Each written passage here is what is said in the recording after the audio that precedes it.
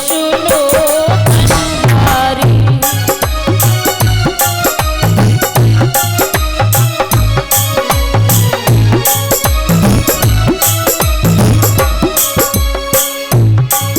ये पांचों पांडव सभा में बैठे गत हुई हमारी।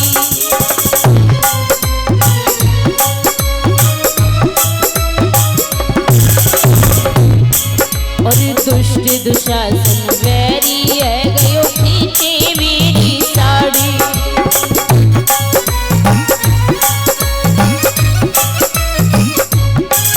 हाँ दुष्ट दुशासन वैरी है गयो खींचे मेरी साड़ी।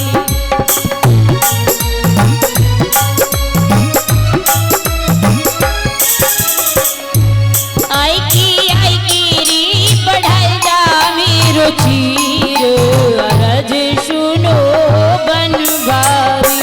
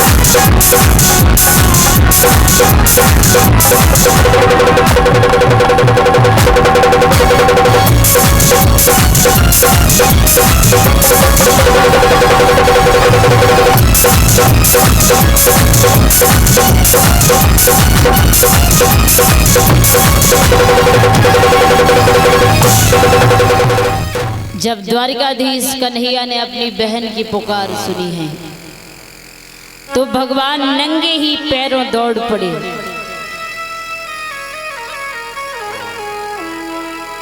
दरवाजे पर जाकर के खड़े हो जाते हैं।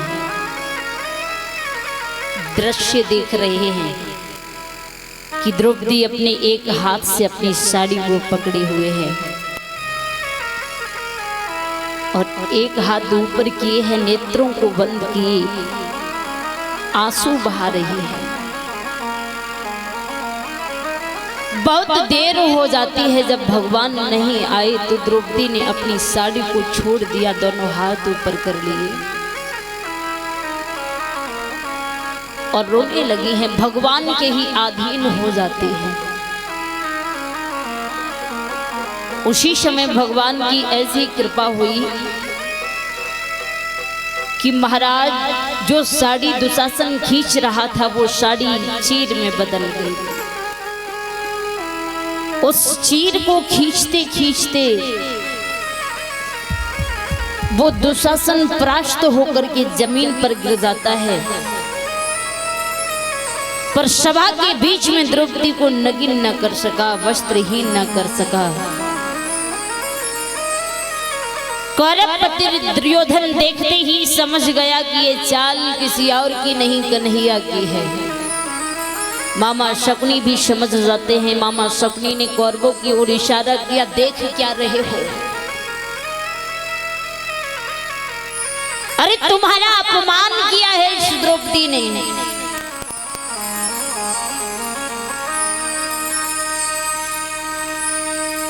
आज भगवान श्याम सुंदर पांडवों की ओर से मदद करते हैं।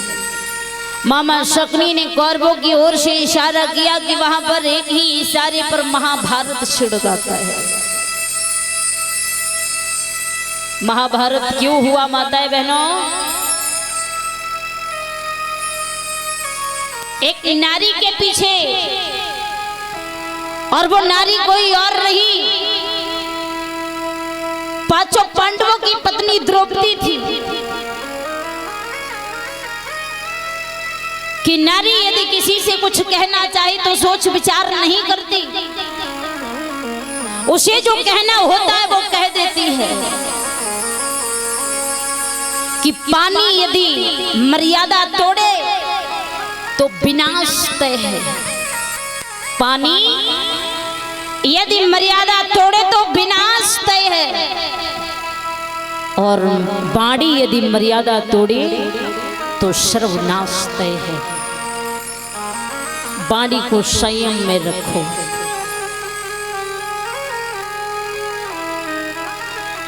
जब भी किसी से कुछ बोलो तो 100 बार सोचो।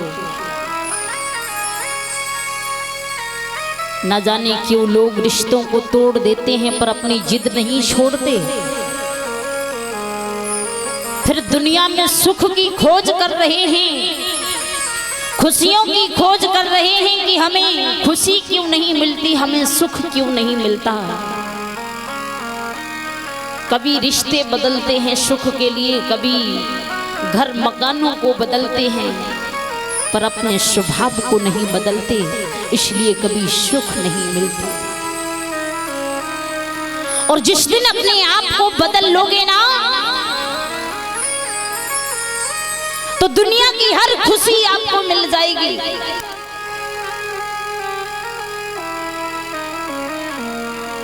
लेकिन जो लोग अपने आप को सर्वश्रेष्ठ समझते हैं कि मैं सबसे बड़ा हूं, मैं धनवान हूं, यही अभिमान है महाराज। अरे यदि हमारे पास धन है तो धन से हम क्या खरीद सकते हैं? सुख खरीद करके ला सकते हैं क्या? क्योंकि धन हमारी हैसियत बदलता है, औकात नहीं। क्योंकि अच्छे कपड़ों में घटिया किरदार कभी नहीं छिपता महाराज। जो नीच होता है वो नीच होता ही है, वस्त्र चाहे बहुत कीमती पहन ले।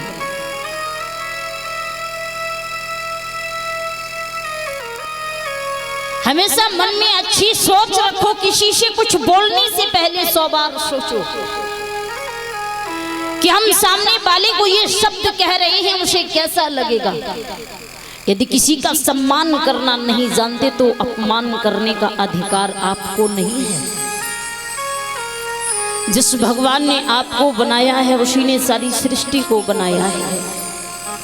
क्या सही है क्या गलत है, कौन इंसान क्या कर रहा है, समझा सको तो समझाओ, लेकिन बुरा कहने का आपका कोई अधिकार नहीं है। क्योंकि जो लोग समझदार होते हैं वो हमेशा अच्छी ही सीख औरों को दिया करते हैं। महाराज जो जैसा होता है उसे वैसा ही व्यक्ति पसंद होता है। क्योंकि शराबी को शराबी पसंद, चोर को चोर पसंद, झूठा को झूठा पसंद और साचे को साचा पसंद। जो जैसा होता है, चरित्रहीन होता है तो उसे चरित्रहीन ही व्यक्ति अच्छा लगेगा।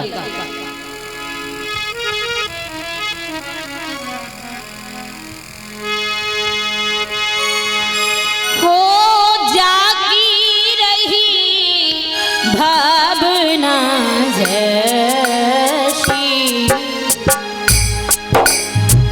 प्रभु मूर्ति देखी तीन कैसी।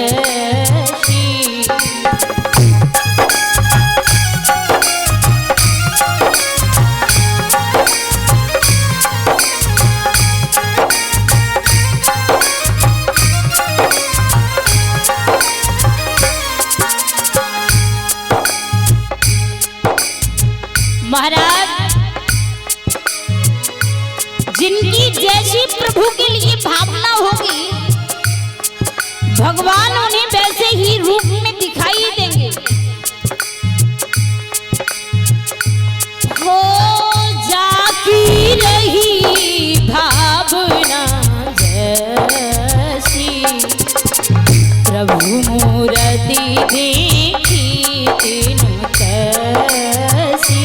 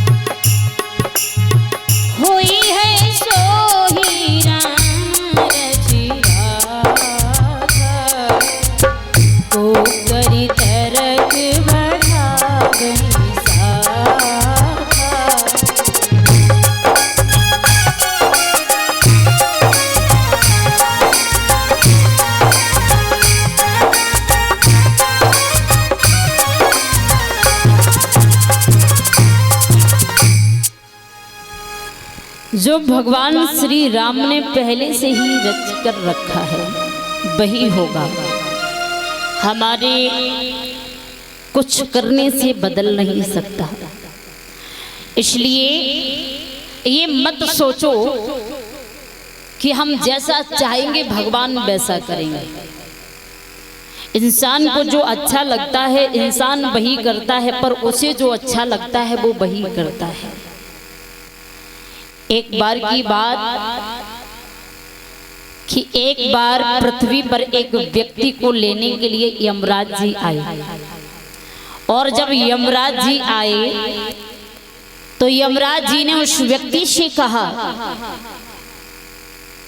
कि हम आपको लेने के लिए आए हैं, भगवान की आज्ञा है, उस ईश्वर की आज्ञा हमें माननी पड़ती है। जैसे ही उस व्यक्ति ने ये बात सुनी, महाराज उस व्यक्ति ने जवाब दिया, कहा प्रभु हमने आज तक कोई पुण्य नहीं किए हैं, तो हमें कुछ दिनों तक और जीने की आज्ञा दें, क्योंकि हम पुण्य करना चाहते हैं। यमराज जी ने एक लंबी सी फाइल दिखाई और जवाब दिया, इसमें सबसे पहले आपका नाम लिखा है। वह व्यक्ति सोच में पड़ गया, जवाब दिया प्रभु तो ऐसा करो, हम पुण्य करने के लिए कहाँ जाएंगे, थोड़ी देर का समय दीजिए, हम आपको अपने घर भोजन ग्रहण कराना चाहते हैं। यमराज जी ने कहा चलो ठीक है, कोई बात नहीं, आपकी बात से हम सहमत हैं।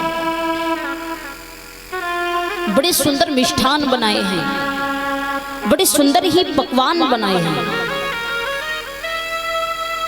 और उन यमराज जी को भोजन ग्रहण कराया। पेट भर के यमराज जी ने जब भोजन ग्रहण किया महाराज, और जब कोई पेट भर के भोजन कर लेता है तो नींद आने लगती है। अब यमराज जी सो गए, फाइल को सिराने रख लिया। उस व्यक्ति ने मौका देखा कि यही मौका है, फाइल उठाई, अपना नाम पहले से हटा करके उस सबसे बाद में लिख दिया, पहले नंबर से हटा करके सबसे बाद में लिख दिया। फाइल फिर से सिराने रख दी। यमराज जी की जब नींद खुली, उन्होंने आँख खोल करके देखा, फाइल उठाई और समझा करके उस व्यक्ति से कहा है कि तू तो बड़ा दयालु है, भगवान की तरफ से नहीं, मैं अपनी तरफ से कुछ जीने का तुझे और समय दूंगा। लेकिन जैसे ही फाइल खोली यमराज जी ने कहा कि अब की बार नंबर शुरू से नहीं, नंबर बाद में से लगाया जाएगा। जैसे ही फाइल खोल करके देखा कि नाम पहले से हटा करके बाद में लिख दिया था, उसी व्यक्ति ने अपने हाथों से, विधि का विधान कभी टलता नहीं है महाराज, जो उसने रच दिया है होना वही है। यदि आप बदलने की कोशिश करें तो धर्म से जुड़ना पड़ेगा, भगवान की भक्ति करनी पड़ेगी। कहते हैं a man great by deeds not by birth, व्यक्ति अपने कर्मों से महान बनता है, ना कि जन्म से। कहते हैं कि हमारे गली में एक महात्मा जी आए हैं, अगर बैरागी बन गए, पीली वस्त्र धारण कर लिए तो महात्मा हो गए। महात्मा तो वही होता है जिनकी महान आत्मा हो, उसे महात्मा कहते हैं। जिनकी आत्मा में शीतलता हो, हमें कभी क्रोध नहीं करना चाहिए। आज महाराज जब उस द्रौपदी ने भगवान का ध्यान किया तो भगवान श्याम सुंदर ने द्रौपदी की लाज बचाई, और मामा शकुनी ने जब कौरवों की ओर से इशारा किया कि कि वहां पर महाभारत छिड़ जाता है। और जब महाभारत छिड़ जाता है महाराज, तो भीष्म पितामह ने महाभारत में कुछ नियम बनाए हैं।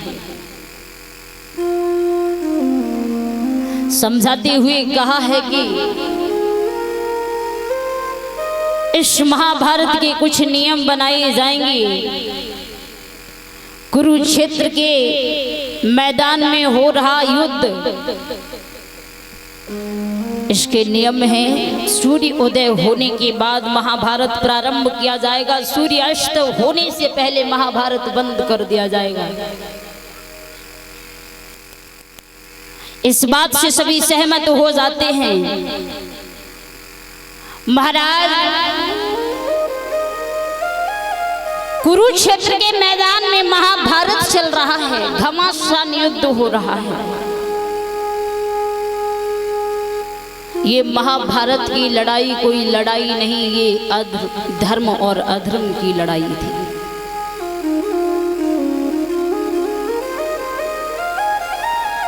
आज वेद व्यास जी ने लिखा है कि पांडवों की ओर से 7 अछोड़ी सेना लड़ रही थी और कौरवों की ओर से 11 अछोड़ी सेना महाभारत में लड़ रही है। महाभारत का युद्ध 18 दिनों तक चला। महाराज, उस महायुद्ध में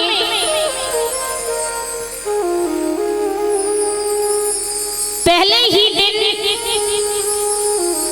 कौरवों को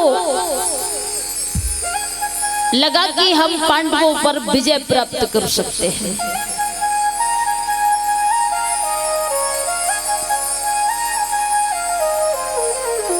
क्योंकि महाभारत के प्रथम दिवस में विराट नरेश के पुत्र उत्तर और श्वेत मारे जाते हैं। पांडवों की कई सेना मारी गई। 7 अछोड़ी सेना पांडवों की ओर से, 11 अछोड़ी सेना कौरवों की ओर से। महाराज, उन 18 दिनों में 11 अछोड़ी सेना कौरवों की ओर से लड़ी, लेकिन फिर भी कौरवों ने विजय प्राप्त क्यों नहीं कर पाई पांडवों पर? क्योंकि वो अधर्म का साथ दे रहे थे। 11 अछोड़ी सेना कोई थोड़ी नहीं होती है। एक अछोड़ी सेना में जबकि संख्या बताई जा रही है महाराज 21,870 रथ, 21,870 हाथी, 65,610 घुड़सवार, 1,09,350 पैदल सैनिक। एक अछोड़ी सेना में जब इतनी संख्या होती थी तो 11 अछोड़ी सेना होने के बाद भी पांडवों पर कौरवों ने विजय प्राप्त क्यों नहीं कर पाई? क्योंकि वो अधर्मी थे, पापी थे, अभिमानी थे। आज युद्ध चल रहा है, पांडवों को लगा कि हम विजय नहीं प्राप्त कर सकते हैं कौरवों पर, लेकिन भगवान योगी राज कृष्ण पांडवों का साथ दे रहे हैं। और जिसके साथ में भला भगवान हो उसका कौन क्या बिगाड़ सकता है? विश्वास रखिए उस प्रभु पर जिसने हमें बनाया है, हर पल हमारी खबर लेता है, क्या करते हैं हम वो अच्छी तरह से जानता है। उस पर विश्वास रखिए, और उस भगवान को पहचानिए कि वो हमारे लिए क्या क्या करता है। भगवान तो एक ईश्वर है महाराज। भगवान को पहचानो, उन पर विश्वास करो। भगवान कोई साबुन नहीं है, पहले इस्तेमाल करो फिर विश्वास करो। महाराज भगवान कोई साबुन नहीं है, पहले इस्तेमाल करो फिर विश्वास करो। वो तो ईश्वर है, इस्तेमाल करने की जरूरत नहीं है, आप विश्वास कर लीजिए उस प्रभु पर। और यदि द्रौपदी को विश्वास नहीं होता तो भगवान कैसे आते? उसने विश्वास के साथ में भगवान को बुलाया तो भगवान दौड़े चले आए द्रौपदी की रक्षा के लिए। और जब महाराज युद्ध का दूसरा दिन हुआ तो कौरवों की कई सेना मारी गई। जब कौरवों की सेना मारी गई तो कौरवपति दुर्योधन बड़ा ही क्रोधित हुआ, जवाब दिया प्रभु अरे हमारे साथ ये क्या हो रहा है? भीष्म पितामह के पास में जाकर के जवाब दिया है